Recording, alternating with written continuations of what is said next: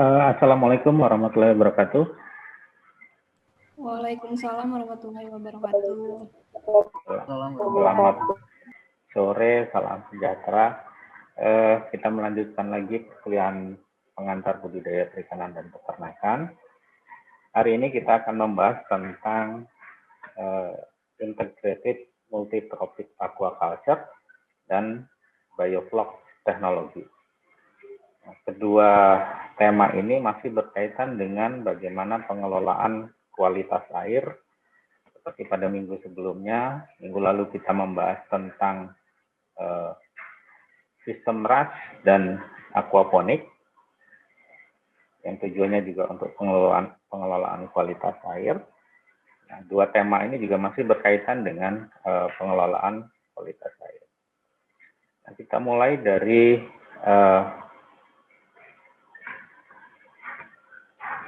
tema yang pertama, bahwa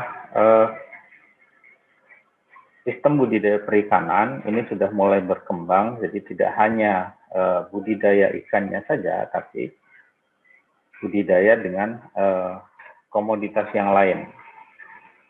Nah, untuk budidaya ikannya sendiri, itu sudah berkembang, jadi tidak hanya satu spesies budidaya, tapi dalam satu kolam itu bisa berbagai macam spesies atau jenis. Jadi beberapa jenis ikan dibudidayakan dalam satu kolam. Nah, perkembangan budidaya selain budidaya hanya ikannya, itu sudah dipadukan dengan beberapa komoditas yang lain dari sektor pertanian. Beberapa contoh saja, ada ikan dengan ternak. Kalau di Indonesia itu dengan ternak ayam, kalau di luar negeri ini dipadukan dengan ternak babi dan sebagainya. Kemudian ada juga yang disatukan dengan padi yang kita kenal dengan nama minapadi.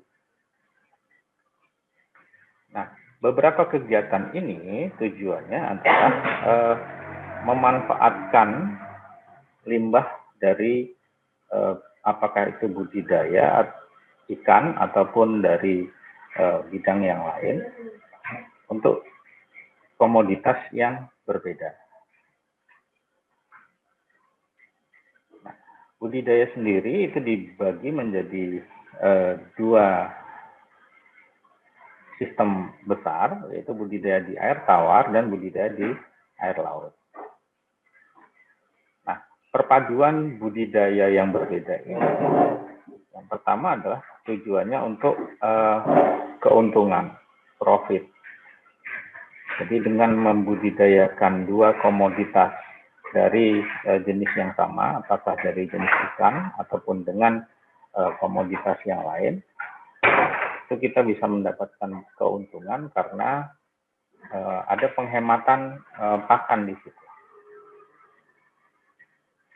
Kemudian yang kedua, tujuan utamanya adalah lingkungan. Karena dengan efisiensi limbah yang berasal dari budidaya ataupun dari pertanian yang digunakan untuk menopang kegiatan yang lain, maka lingkungan akan menjadi lebih sehat karena limbah yang dihasilkan itu menjadi lebih sedikit. Kemudian yang ketiga, tujuannya adalah untuk sosial. Jadi untuk memanfaatkan tenaga kerja dari berbagai sektor itu dipadukan menjadi satu kesatuan, unit usaha. Nah, ini sebagai sebuah ilustrasi. Ini contohnya ada di Cina bahwa pada tahun 70-an, 79, ini lingkungan di sekitar pantai itu masih sedikit aktivitasnya. Belum banyak aktivitas yang dilakukan di sepanjang pantai ini. Kemudian di tahun 2000, ini aktivitasnya sudah berkembang dengan pesat. Gitu. Ada pemukiman, ada pertanian, dan lain sebagainya. Nah, dari perubahan ini, maka lokasi yang di laut ini yang tahun 79 itu tadinya untuk budidaya ikan itu masih sangat bagus, karena belum banyak masukan dari daratan, terutama adalah limbah bahan organik di sini. Kemudian di tahun 2000-an ini sudah terpengaruh oleh aktivitas yang ada di daratan. Sehingga daerah pantainya ini, daerah lautnya, itu sudah tidak menjadi memenuhi standar untuk budidaya. Nah, karena kondisi ini, maka budidaya ikan yang di sini itu berubah. Yang tadinya cukup intensif, dengan adanya pengaruh dari daratan, maka budidayanya akan mulai berkurang. Nah, di sini kemudian dikembangkan sistem budidaya yang bisa mereduksi pengaruh-pengaruh dari daratan ini.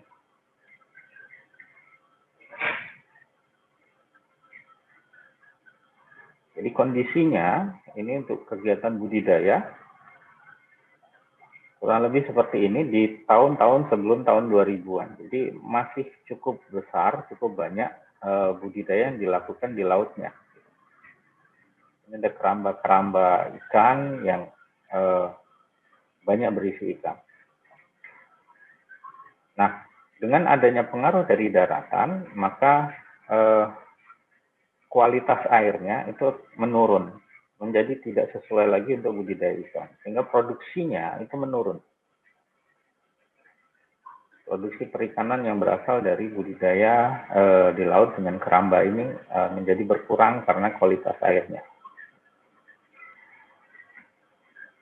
Nah, untuk mengatasi hal tersebut, maka dikembangkan sistem budidaya yang dikenal dengan nama INTA ini. INTA ini adalah Integrated Multi-Trophic Aquaculture. Nah, apa yang dimaksud dengan INTA? Yang dimaksud dengan multi-tropik itu adalah tingkat trofik dari biota yang berbeda-beda. Dimana kita tahu tingkat tropik itu ada yang organisme sebagai penghasil makanan sendiri atau autotrof, kemudian ada organisme yang memanfaatkan dari organisme autotrof itu. Ini adalah konsumen pertama, biasanya dia adalah herbivore, kemudian trofik yang lebih tinggi lagi itu adalah konsumen yang sifatnya adalah karnivor. Nah, dalam INTA ini, tingkatan trofik tersebut kemudian disatukan. Walaupun tidak dalam satu wadah kegiatan budidaya. Nah, prinsipnya adalah apa yang dilakukan di budidaya, kemudian limbahnya itu bisa dimanfaatkan oleh organisme trofik yang berbeda. Sebagai contoh di sini, ketika di keramba itu digunakan untuk budidaya ikan ini akan diberi makan.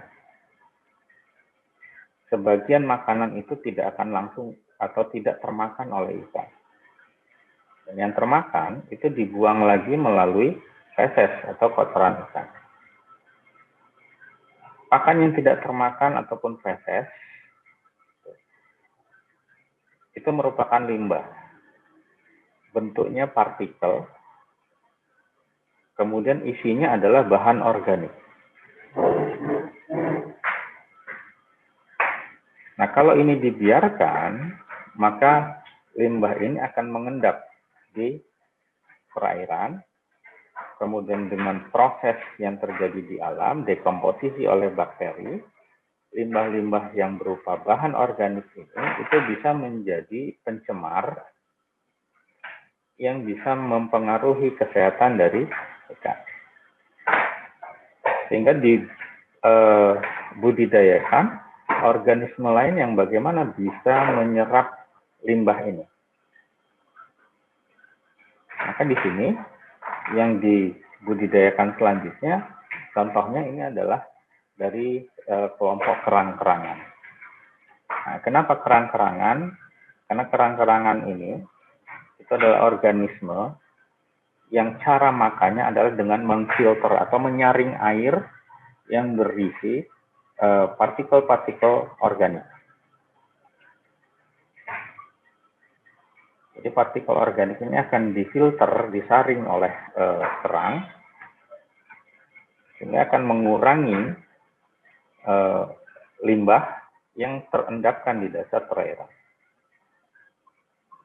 Nah, bagaimana dengan sisa yang tidak bisa difilter atau disaring oleh kerang ini? Maka di alam dia prosesnya bahan organik ini akan menjadi bahan anorganik karena diuraikan oleh bakteri. Nah, kalau bahan organik di sini melimpah, tidak ada dimanfaatkan, maka yang terjadi adalah nanti terjadi ledakan populasi alga atau plankton. Kalau terjadi ledakan populasi alga atau plankton, maka itu akan berdampak buruk terhadap ikan. Apa? Yang pertama, kalau alga atau plankton tadi jumlahnya melimpah, pada saat malam hari tidak terjadi fotosintesis, dia akan berebut dengan ikan untuk mengambil oksigen. Karena plankton dan alga itu juga melakukan respirasi. Akibatnya, jumlah oksigen yang ada yang untuk ikan ini akan berkurang. Kemudian yang kedua, kalau bahan anorganik ini banyak, yang tumbuh belum tentu plankton yang katakanlah relatif bersahabat dengan manusia. Kadang tumbuh plankton-plankton yang sifatnya dia beracun. Nah, di laut itu biasanya dikenal dengan istilah harmful alga bloom. Jadi alga atau plankton yang sifatnya toksik, itu beracun, itu kemungkinan bisa tumbuh. Nah, alga beracun itu bisa berbahaya bagi ikan karena dia bisa langsung menyebabkan kematian.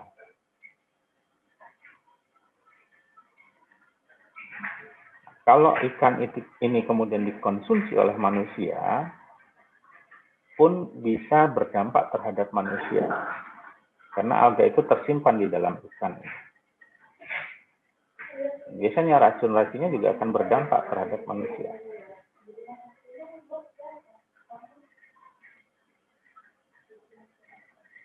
Nah, oleh karena itu, bahan organik yang ada itu harus dimanfaatkan. Maka dikembangkanlah budidaya di sini. Yang dibiarkan itu adalah seaweed. Atau yang kita kenal dengan nama rumput laut. Kalau yang dibuat agar-agar, kemudian dibuat es rumput laut itu yang dimaksud dengan seaweed tersebut. Nah, seaweed ini menyerap bahan anorganik. Sehingga dengan sistem ini diharapkan perairan bersih. Nah, seaweed ini adalah organisme autotrof yang bisa membuat makanannya sendiri dari bahan anorganik dengan melakukan fotosintesis. Kerang ini organisme yang menyerap atau memfilter partikel-partikel yang ada di air.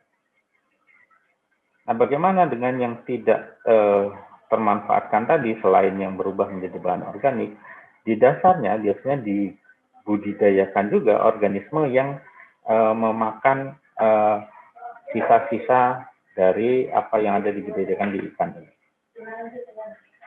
Misalnya dari jenis kepiting, kemudian teripang,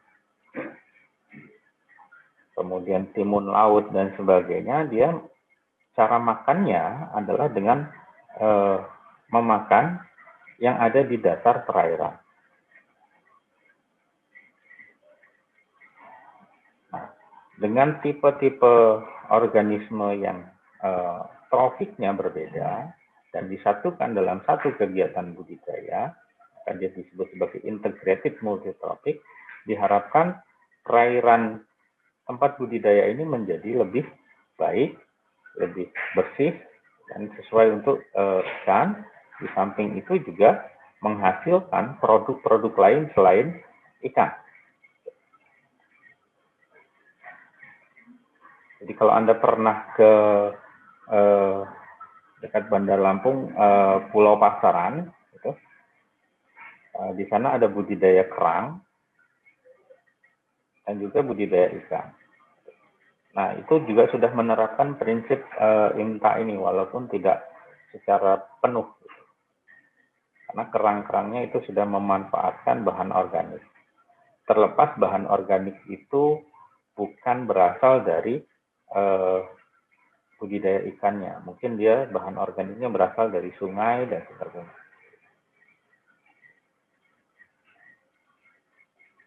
Nah, jadi ini prinsip dari IMTA itu sendiri. Jadi membudidayakan organisme yang tingkat trofik atau cara makannya berbeda-beda.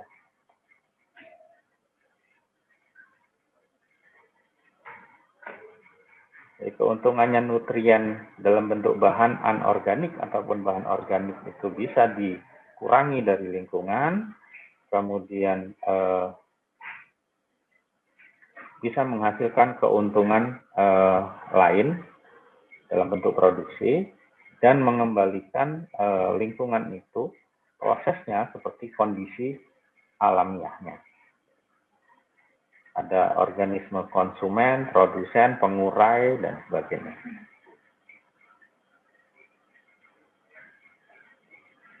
Nah, kembali ke yang di Cina tadi, sistem produksinya itu berubah. Jadi tidak hanya keramba, tapi dilengkapi dengan budidaya kerang. Gitu. Kalau kita lihat di sini, ada seperti pelampung-pelampung ini. Nah, pelampung-pelampung ini adalah budidaya kerang dan budidaya siwit. Kalau yang kerang ini yang warnanya putih, kalau yang hitam ini adalah budidaya siwit atau rumput laut. Nah, di dasarnya mereka membudidayakan timun laut. Timun laut itu bentuknya hampir mirip dengan teripang, kalau Anda pernah lihat teripang. Permasalahan yang di Cina tadi itu diatasi dengan sistem budidaya IMTA.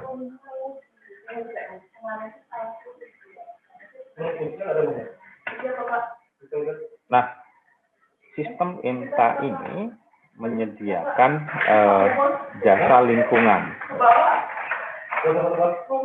Jasa lingkungan dari sistem ini itu meliputi jasa-jasa yang berkaitan dengan kebutuhan manusia. Yang pertama, dia menyediakan sumber makanan. Dari ikannya, dari siwitnya, dari kerangnya, dari teripangnya, dan sebagainya. Kemudian yang kedua, sistem ini memberikan pengaruh terhadap perubahan lingkungan. Ada perubahan sifatnya iklim lokal. Jadi dengan kondisi perairan yang menjadi lebih bersih, maka pengaruh terhadap iklim lokalnya itu akan sedikit berubah. Kemudian yang kedua adalah dia mampu mengelola limbah hasil budidaya. Yang ketiga yang disediakan oleh sistem ini jasanya adalah bagaimana sistem ini bisa mengurangi produksi CO2 atau karbon dioksida. Karena dengan kondisi limbah yang sudah berkurang, maka akan mempengaruhi keasaman air laut. Sehingga produksi CO2-nya itu bisa dirubah dengan perubahan keasaman atau pH tersebut. Kemudian mengurangi dampak penyakit untuk si ikan ataupun organisme yang lain. Jasa yang ketiga, sistem ini bisa dijadikan sebagai sarana rekreasi, sarana wisata. Bisa juga menjadi sarana pendidikan. Dan beberapa sistem, kalau dia masih menggunakan sistem yang lokal, itu menjadi produk budaya dari manusia. Sistem budidaya ikannya itu menjadi kebudayaan manusia. Nah, sebagai gambaran dari sistem yang di Cina ini, bahwa sistem ini menghasilkan keuntungan yang lebih besar. Ini hasil penelitian dari si Peng tahun 2012. Kalau kita hanya membudidayakan seaweed atau rumput laut, maka total keuntungannya per tahun itu jumlahnya sekian.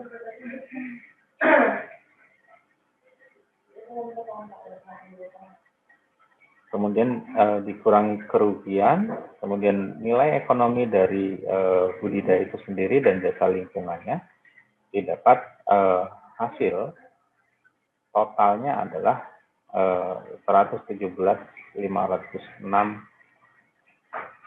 per tahun per hektar. Kalau di nilai uangkan, ini besarannya.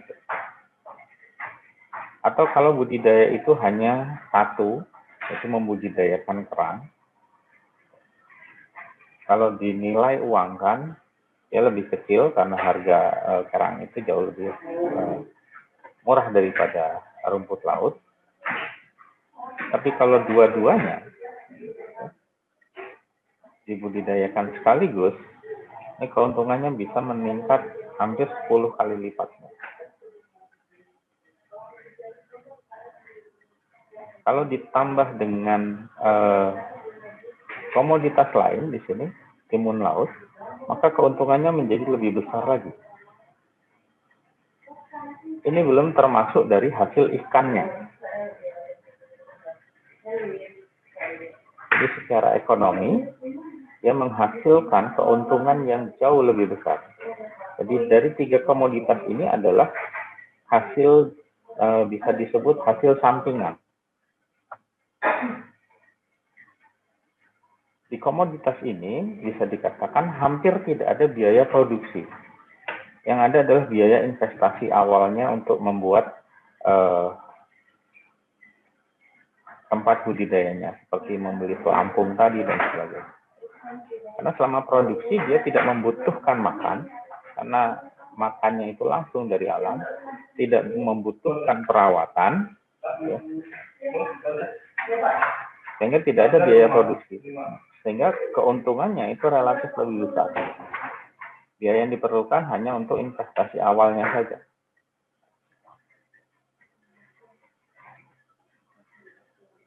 Jadi IMTA menyediakan hasil sampingan yang lumayan besar.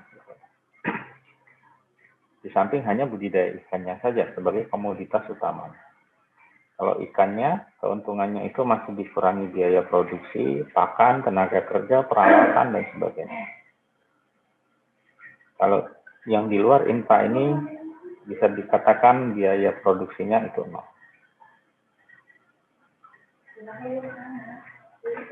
Nah, apa yang membedakan dari kedua sistem budidaya kalau dia hanya membudidayakan ikan dengan budidaya IMTA?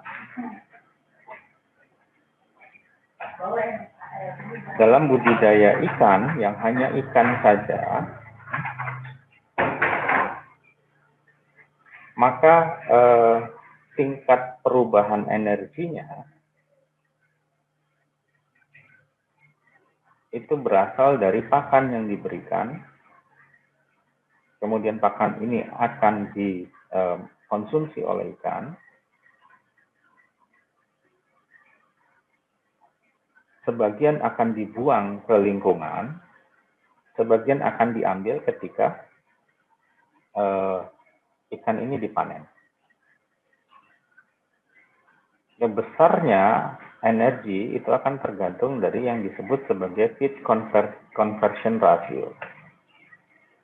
Apa itu feed conversion ratio? Jadi gampangnya, kalau kita memelihara ikan, ikannya ukurannya 1 kilo, kemudian pakan yang dihabiskan itu adalah 2 kilo, maka FCR-nya itu adalah 2. Jadi FCR itu adalah jumlah pakan yang dihabiskan untuk menghasilkan biomasa ikan. Semakin besar FCR, maka biaya produksi akan semakin tinggi.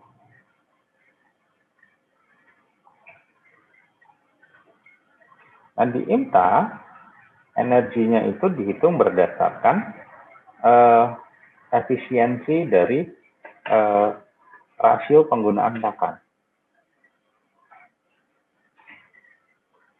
Jadi berapa pakan yang diberikan, kemudian input ke lingkungan yang kemudian dimanfaatkan oleh organisme lain, tadi seperti kerang, seperti timun laut, seperti udang misalnya, kemudian seagrass, berapa yang berpindah ke komoditas tersebut.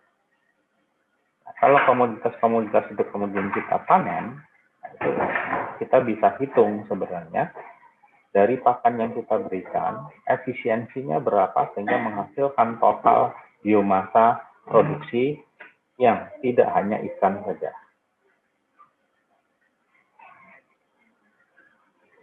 Jadi, perhitungan dari sistem monokultur hanya ikan saja dan IMTA dengan organisme yang lain, besarnya biaya produksi yang dikeluarkan itu tergantung. Kalau yang monokultur dari FCR-nya, kalau yang IMTA dari fetirnya. Nah, ini nanti dikonversi menjadi berapa biaya pakan yang dikeluarkan dibandingkan dengan hasilnya yang diperoleh itu berapa. Hasil dalam bentuk biomasa dari organisme yang dipanen. Nah, kalau itu kita konversi menjadi nilai uang, di situ nanti akan terlihat keuntungannya berapa. Semakin banyak organisme yang memiliki efisiensi yang semakin tinggi, maka tingkat energi yang terserap itu akan semakin besar. Artinya, biomasa yang dihasilkan semakin banyak. Produksi yang dihasilkan selain ikan jauh lebih banyak. Jadi kalau di sini kita di monokultur kita membuang 2 kg pakan, itu dapat 1 kg ikan. Kalau di IMTA kita membuang 2 kg pakan, itu malah bisa menghasilkan 5 kg produksi ikan plus yang lain. Jadi justru ada tambahan. Itu yang dimaksud dengan efisiensi dari transfer energinya.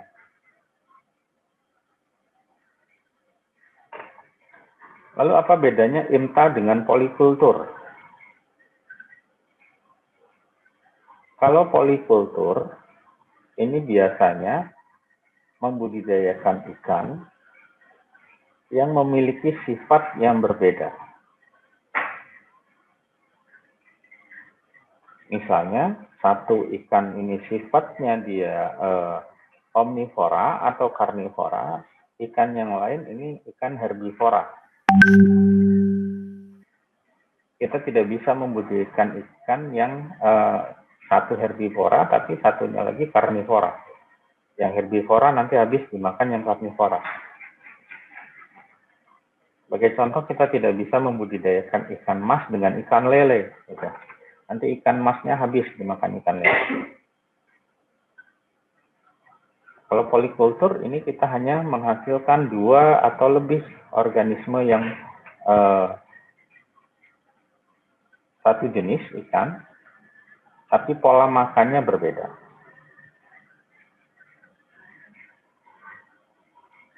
dia berbeda di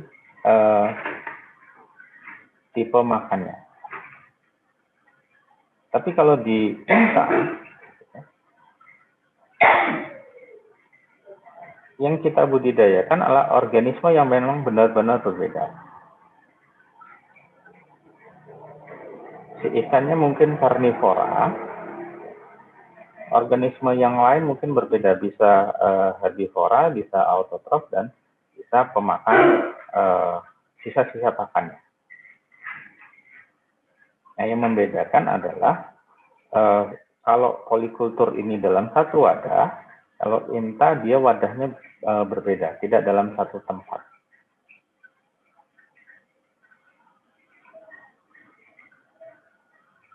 Perbedaan kalau INTA dengan monokultur dan polikultur. Lalu aquaponik, nah aquaponik yang minggu lalu kita bahas, ini juga INTA.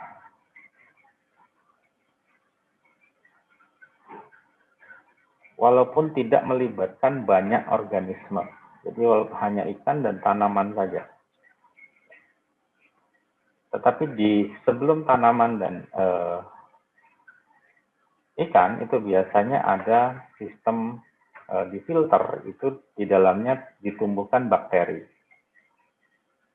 Atau kalau yang sistemnya menggunakan grow bed, di situ mungkin bisa tumbuh cacing untuk menguraikan sisa-sisa pakan ikan. Tapi hasilnya biasanya INTA ini hanya dua, ikan dan sayuran, ikan dan tanaman.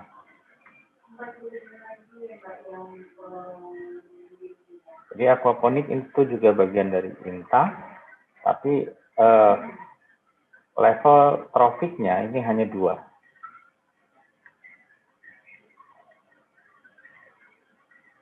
Nah, itu berkaitan dengan INTA.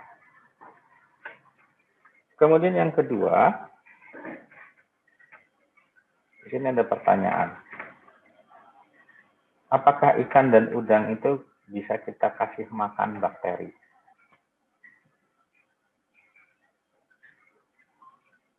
Kalau kedengarannya tentu akan sangat mengerikan. Nah, ikan kalau dimakan bakteri, bagaimana kalau bakterinya masuk ke manusia?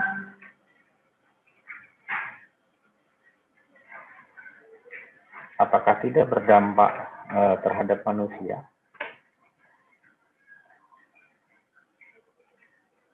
Kemudian yang kedua, bakteri itu ukurannya sangat kecil. Dia termasuk makhluk halus yang tidak bisa dilihat dengan mata telanjang.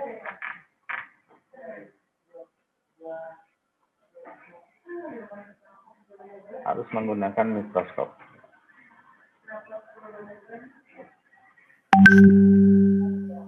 Bisakah kita kasih makan ikan ini dengan bakteri?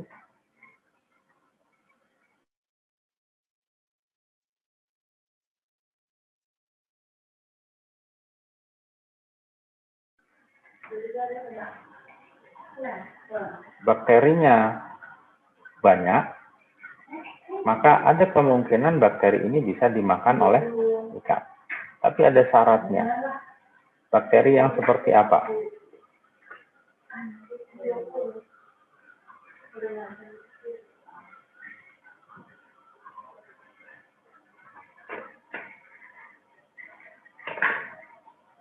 Nah, sebelum ke bakteri, kita lagi mengulang kembali bahwa dalam sistem budidaya ikan yang intensif itu sangat tergantung dari pakan. Pakan ikan mengandung beberapa nutrisi, ada protein, ada lemak, ada karbohidrat. Nah, protein, lemak, karbohidrat, dan sebagainya itu mengandung unsur karbon, mengandung unsur nitrogen, dan mengandung unsur fosfor. Ini yang terbesar. Nah, pakan ini, itu ketika diberikan oleh ikan, karbonnya itu hanya 20% saja yang diserap. 80% itu dibuang ke lingkungan dalam bentuk feses, dalam bentuk kotoran ikan, dan juga dalam bentuk pakan yang tidak termakan oleh ikan. Nitrogen hanya 25% saja.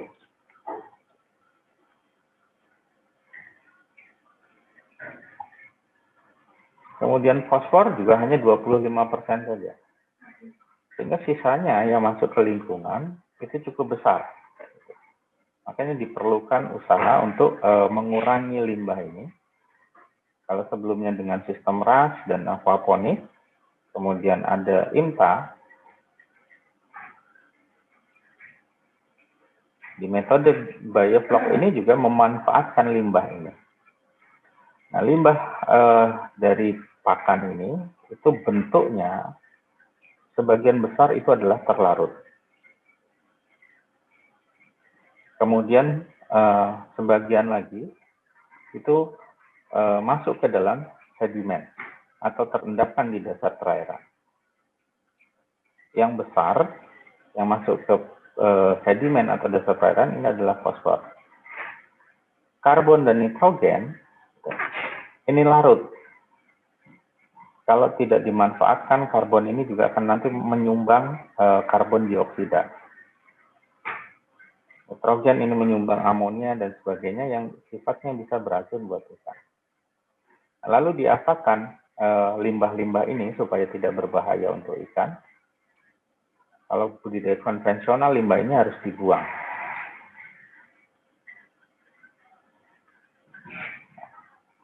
Limbah-limbah tadi, yang sebagian besar berisi karbon dan nitrogen, itu digunakan untuk menumbuhkan bakteri. Yang bakteri itu kemudian bisa digunakan sebagai pakan ikan atau udang. Nah, bakteri yang ditumbuhkan itu kemudian kita sebut sebagai biofloc.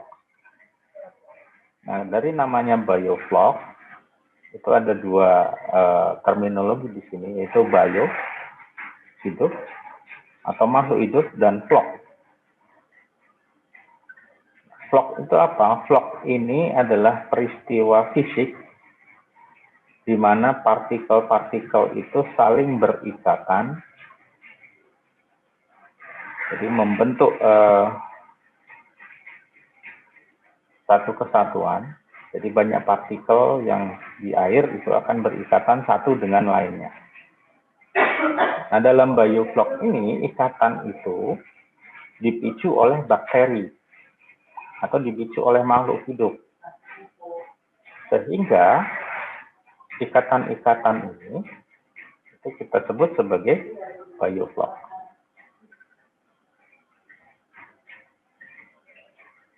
Nah, seperti apa sih biofloc ini? Kalau Anda di rumah gitu ya, Anda bisa buat percobaan, masukkan satu nasi itu ke dalam bak mandi.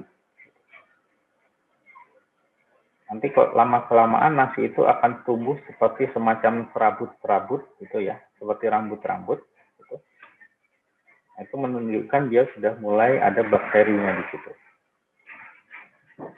Nah, nanti ada partikel-partikel lain yang akan terikat oleh rambut-rambut itu.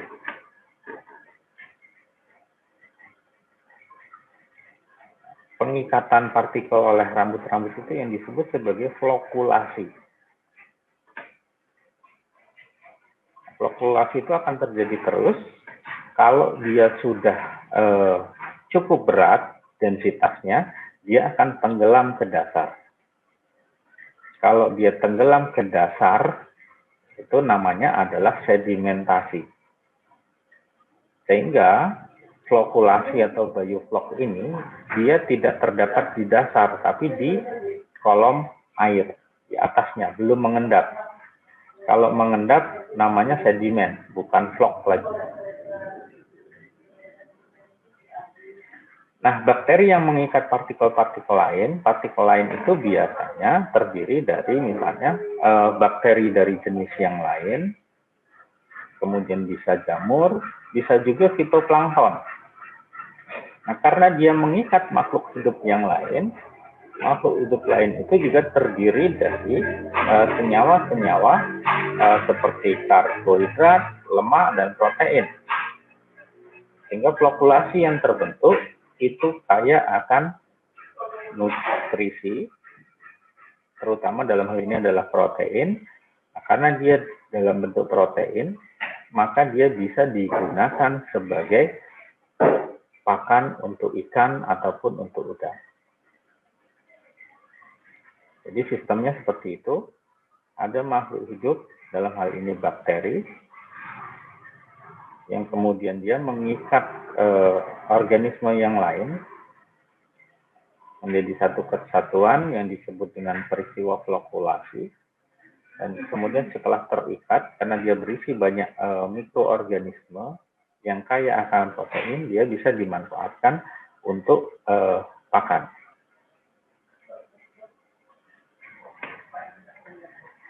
Nah, bagaimana teknologi bioflok ini bekerja? Jadi sebelum ke sana, bahwa teknologi ini pertama kali dikembangkan oleh seorang peneliti dari Israel, dia namanya adalah Yoram Amichai. Jadi dia mengembangkan teknologi ini dengan memanfaatkan limbah yang banyak berisi karbon dan nitrogen.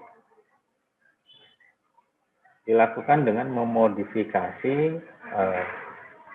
perbandingan antara karbon dan nitrogen atau yang disebut sebagai rasio C dan N.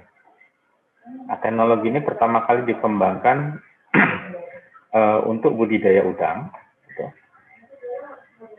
Kemudian saat ini sudah banyak selain di udang juga untuk tilapia, ikan nila di berbagai negara juga sudah mulai banyak dikembangkan. Nah, bagaimana proses bioflok teknologi ini? Jadi ketika kita memelihara ikan, ikan ini kita beri makan, pakan itu banyak mengandung C dan N, karbon dan nitrogen. Nah, pakan ini adalah bahan organik. Kemudian yang dimakan dan dibuang dalam bentuk feses, itu juga sebagian besar adalah bahan organik. Dengan proses yang terjadi di alam, maka bahan organik itu dimanfaatkan untuk menjadi bahan anorganik oleh bakteri. Nah, dalam proses bioflok ini, sebelum dia diuraikan menjadi bahan organik, itu ditumbuhkan bakteri yang bisa memakan atau memanfaatkan bahan-bahan organik tadi. Karena ada bakteri yang merubah bahan organik itu menjadi anorganik. Kalau dia sudah menjadi anorganik, itu tidak bisa dimanfaatkan oleh ikan. Nah, bakteri-bakteri yang bisa memanfaatkan material organik dari sisa pakan, kemudian feses atau kotoran ikan, inilah yang dikembangkan untuk membuat bioflok.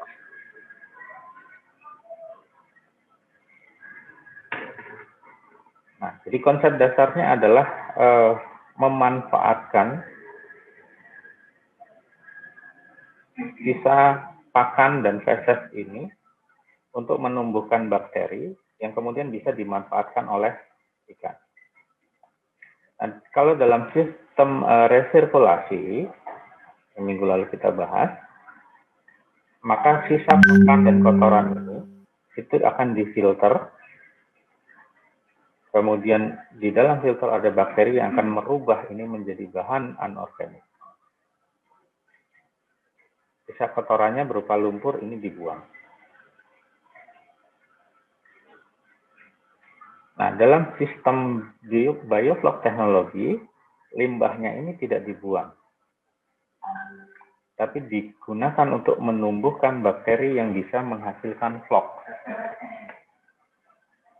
Nah, bakteri yang bisa menghasilkan flok itu bakteri apa? Ada bakteri khusus. Jadi tidak semua bakteri yang bisa dikembangkan untuk bioflok. Jadi bakteri yang bisa dikembangkan adalah bakteri yang bisa memanfaatkan bahan organik atau bakteri yang sifatnya adalah heterotrof. Jadi bakteri yang bisa menghasilkan makanannya sendiri, tapi bakteri yang juga bisa menggunakan sumber lain sebagai makanannya. Sehingga dalam sistem bioflok ini, konsep dasarnya adalah konsep heterotrofik.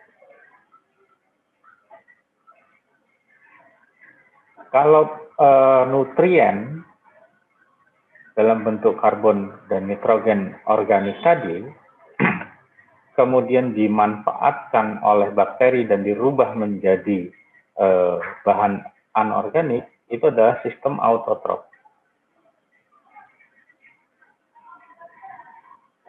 Tapi kalau dimanfaatkan oleh bakteri yang bisa menggunakan bahan organik sebagai sumber makanannya, maka sistemnya dirubah menjadi sistem heterotrof.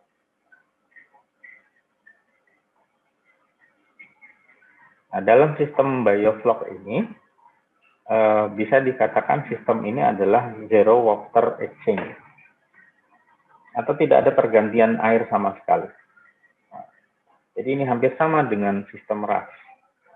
Jadi pergantian air itu hanya terjadi kalau air itu berkurang karena kebocoran ataupun karena penguapan.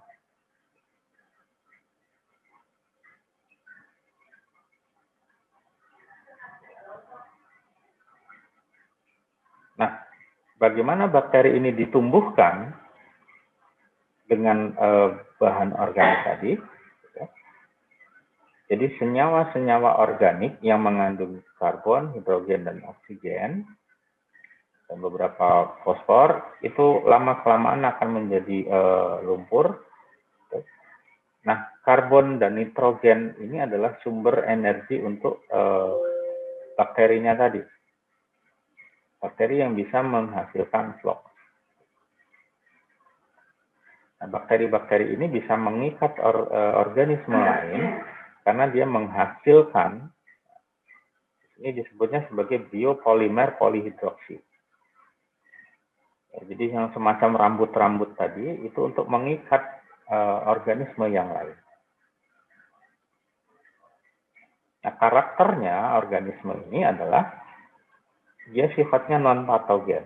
Jadi bukan bakteri yang berbahaya, bakteri yang bukan penyebab penyakit. Kemudian yang kedua, bakteri tersebut mampu mensintesis PHA. PHA itu adalah ikatan karbon dan nitrogen yang kompleks. Kemudian bakteri ini bisa menghasilkan enzim ekstraseluler. Selain enzim ekstraseluler, dia juga menghasilkan bakteriosin. Ini yang menjadi semacam racun untuk bakteri patogen, bakteri penyebab penyakit. Jadi bakteri-bakteri yang tidak menguntungkan, bakteri penyebab penyakit baik untuk ikan ataupun bahkan mungkin terhadap manusia, akan mati karena senyawa bakteriosin yang dihasilkan oleh bakteri bioflok ini. Bakteriosin ini merupakan metabolit sekunder. Nah, kalau bakteri ini tumbuh, dia akan mengikat fitoplankton yang mungkin bisa merugikan ikan. Dan secara teknis, bakteri ini mudah kultur atau dibiarkan di alam. Lalu apa keuntungannya kita menggunakan sistem bioflok? Yang pertama adalah biosecurity, karena bioflok ini menghasilkan senyawa metabolit sekunder yang bisa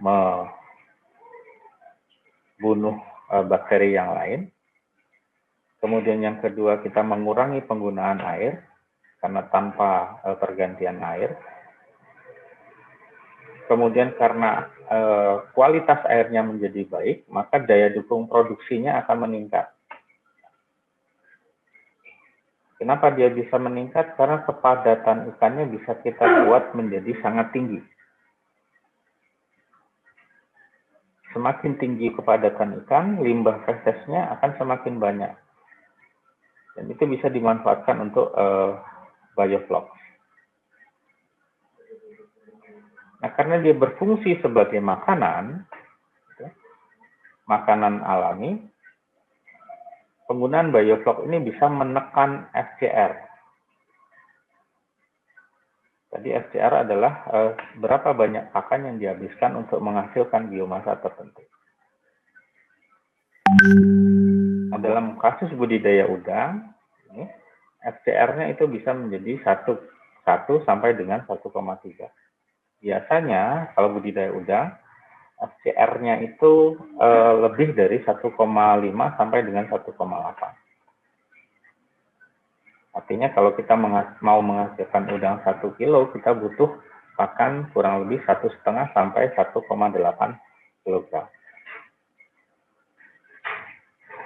Nah, karena dia bisa menekan penggunaan pakan, maka dia bisa mengurangi biaya produksi. Kalau biaya produksi berkurang, artinya profit yang akan dihasilkan jauh lebih besar. Kerugiannya adalah bahwa sistem ini membutuhkan energi yang besar. Kenapa energi besar? Karena dalam budidaya bioflok ini, yang pertama dia membutuhkan oksigen yang tinggi. Kemudian yang kedua, dia membutuhkan pengadukan air yang kontinu, yang terus-menerus. Jadi kalau tidak diaduk airnya, nanti vlog yang terbentuk itu tenggelam ke dasar. Kalau sudah tenggelam namanya sedimen, bukan vlog lagi. Jadi energi itu digunakan sebagai masukan oksigen dan juga untuk menghasilkan pengadukan di air itu, supaya vlognya masih terus ada di kolom air. Karena dia membutuhkan energi yang besar, kalau terjadi kegagalan suplai energi, maka sistemnya akan gagal. Jadi energinya tidak boleh mati. Tidak boleh mati listrik. Kalau sistem ras biasa mungkin masih bisa mati listrik beberapa saat, masih memungkinkan ikan itu hidup. Tapi kalau di bioflok, kalau dia tidak ada listrik, mati listrik, oksigennya berkurang atau oksigennya mati, suplainya, maka yang tumbuh adalah bakteri-bakteri patogen yang tidak butuh oksigen. Kalau di sistem ras, bakterinya itu ditumbuhkan kan di wadah yang berbeda. Kalau bioflok ini masih sama dengan wadah untuk budidaya ikan atau udang.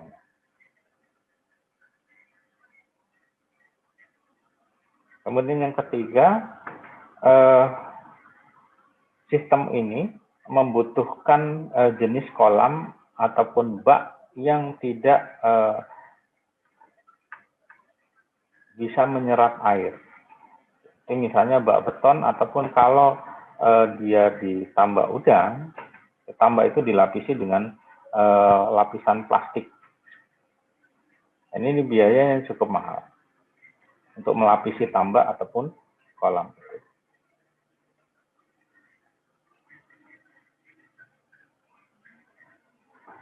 Nah, selain dua sistem yang sudah saya jelaskan tadi, ada INTA, ada bioflok, yang berkembang saat ini itu adalah yang disebut sebagai sistem agro-aquaculture. Walaupun sistem ini di Indonesia itu sudah lama, misalnya, kalau kita kenal namanya ada longyam, balong dengan kandang ayam misalnya, ataupun dengan yang lain. Tapi yang dikembangkan dalam sistem agro-aquaculture ini adalah yang berkaitan dengan siklus dari nutrien itu. Jadi misalnya ada ternaknya, kotorannya itu nanti dimanfaatkan untuk menumbuhkan organisme yang lain, seperti kerang, siwit, kepiting, dan lain sebagainya. Kemudian hasilnya ini digunakan sebagai bahan pakan untuk si ayamnya. Nah, ini belum banyak berkembang karena membutuhkan skala ruang yang cukup besar, sehingga biayanya masih relatif lebih tinggi.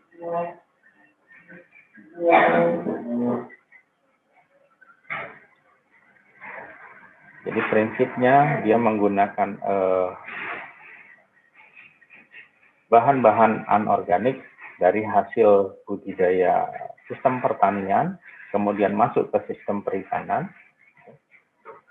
Limbahnya ini akan diuraikan ini dalam sistem IMTA.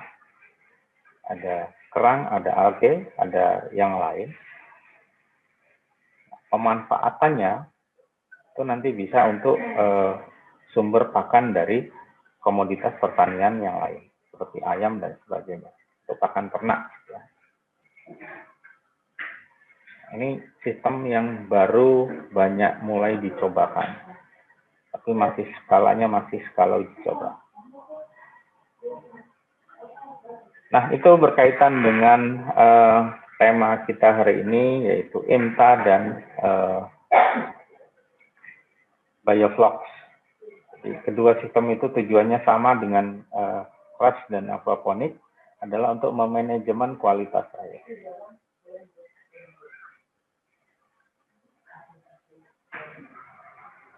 Jadi kalau Anda ingin bagaimana merasakan dan membantu alam, itu nasihatnya adalah banyak-banyak makan kerang. Kenapa banyak-banyak makan kerang? Nanti orang akan membudidayakan kerang semakin banyak. Kalau budidaya kerang semakin banyak, itu akan berdampak terhadap lingkungan. Kenapa? Karena kerang tadi sifatnya adalah memfilter limbah-limbah organik. Jadi kalau banyak budidaya kerang, nanti perairan akan semakin bersih karena bahan organiknya diserap oleh kerang. Jadi kalau Anda banyak makan kerang, Anda sudah membantu lingkungan atau membantu memperbaiki kualitas air. Tapi pesan saya, jangan makan kerang dari daerah yang tercemar, terutama logam berat. Kalau tercemar bahan organik masih sehat. Tapi kalau tercemar logam beratnya itu terakumulasi di dalam kerang. Nah, itu tema kita untuk hari ini. Terima kasih atas perhatiannya. Sebelum saya akhiri, mungkin ada pertanyaan?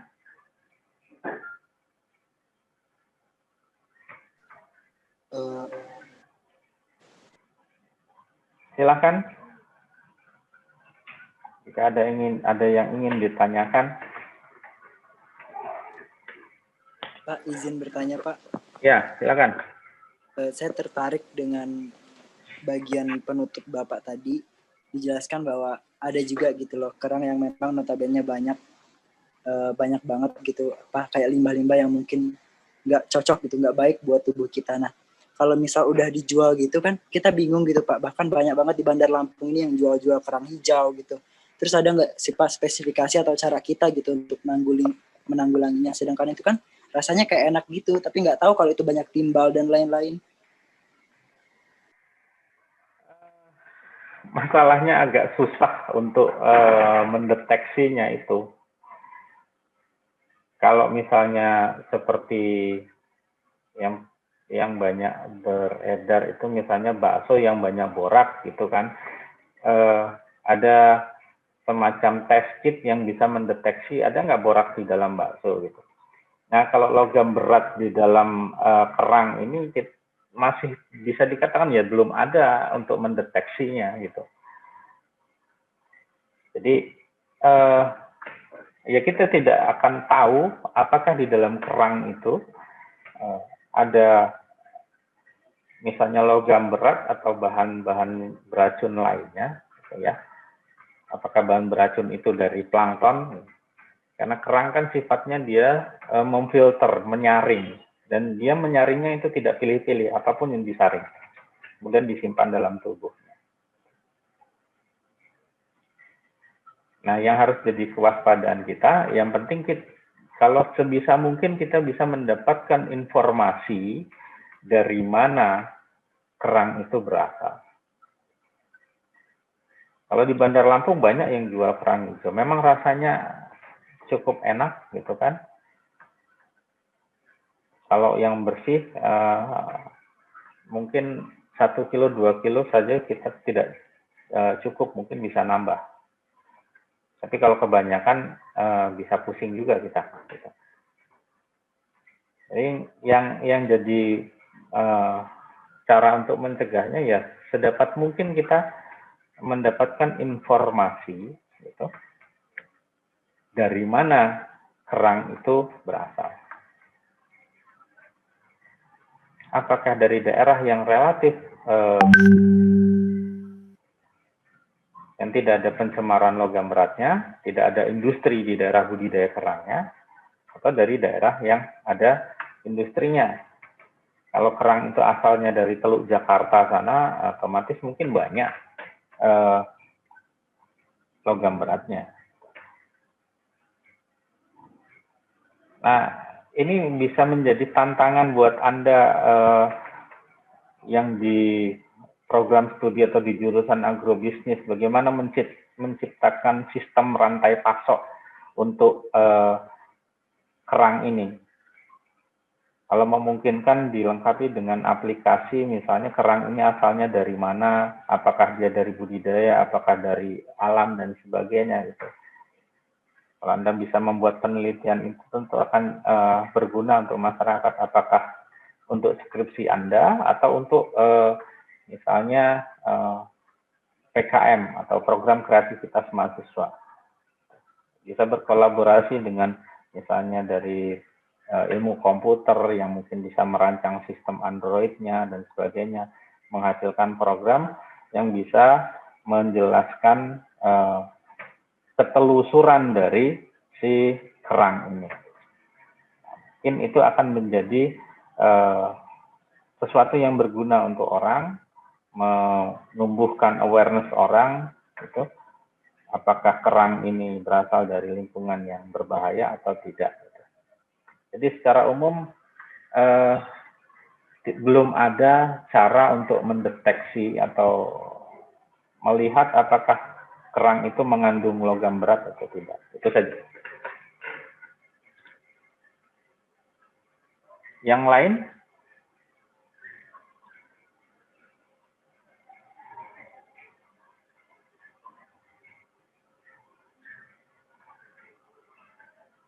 Tidak ada lagi? Cukup sepertinya, Cukup, Pak. Cukup, oke. Nah, sebagai informasi tambahan, ini adalah pertemuan terakhir dengan saya. Jadi ini minggu ke-8, karena mata kuliah ini ada bagian perikanan dan peternakan, maka bagian perikanannya sudah selesai dengan 8 pertemuan, 4 dengan Bu Siti, 4 dengan saya sudah 1 di awal dulu, kemudian 3 terakhir, sehingga minggu depan itu kemungkinan akan digantikan dengan dosen dari jurusan peternakan. Jadi mohon nanti ketua kelas atau PJ kelasnya untuk minggu depan bisa menghubungi dosen dari peternakan. Nah, untuk melengkapi perkuliahan ini berkaitan dengan evaluasi, maka sebagai tambahannya komponen penilaian itu harus ada kuis, ada tugas, maka untuk melengkapinya saya sudah buatkan tugas di kelas. Silahkan dilihat tugasnya apa. Kuis kita sudah pernah, kemudian ini tugas, maka yang terakhir adalah ujian. Kalau memungkinkan ujiannya minggu depan, tetapi jadwalnya di luar jam atau jadwal kuliah.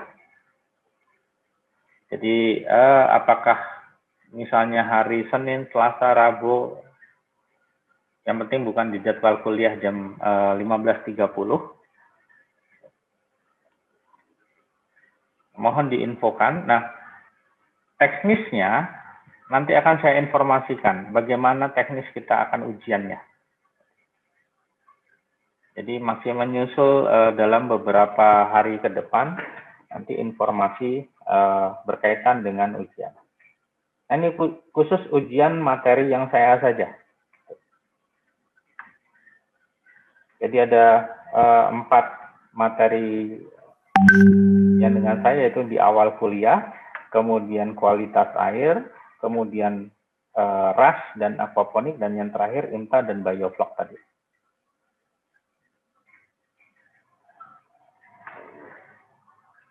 Itu untuk mengakhiri pertemuan kita. Terima kasih atas perhatiannya. Ada lagi mungkin yang ingin ditanyakan berkaitan dengan tugas ataupun ujian ini sebelum saya tutup? Pak, izin bertanya. Iya, suaranya agak menggema. Terkait tugas itu format terkait tugas dari terkait tugas di Fiklas itu format makalahnya tertera seperti jurnal. Itu maksudnya seperti apa ya, Pak? Anda pernah baca jurnal kan? Pernah baca jurnal belum? Iya, Pak. Ya, pokoknya dibuat kayak jurnal begitu. Jadi tidak terlalu banyak ulasannya, tapi lebih ringkas saja. Jadi jurnal itu kan isinya tidak terlalu banyak apa istilahnya teori dan sebagainya. Jadi dibuat ringkas saja. Maka di situ juga saya ada batasan halamannya. Gitu. Nah, karena baik, Pak, terima kasih, Pak. Karena jurnalnya bisa macam-macam, ya yang terpenting esensinya itu seperti jurnal. Jadi misalnya latar belakang itu tidak terlalu melebar dan sebagainya, lebih spesifik.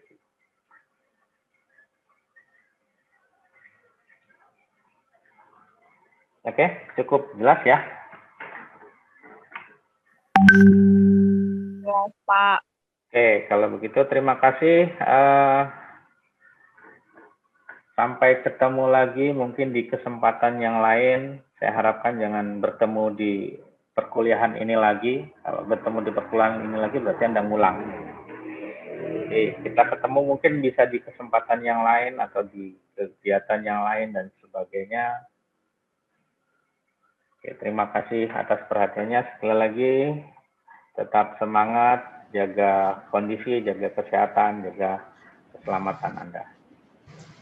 Terima kasih. Sekali lagi saya akhiri. Assalamualaikum warahmatullahi wabarakatuh. Waalaikumsalam warahmatullahi wabarakatuh. Terima kasih. Terima kasih, Pak. Sama-sama. Waalaikumsalam warahmatullahi wabarakatuh. Terima kasih, Pak. Waalaikumsalam warahmatullahi wabarakatuh.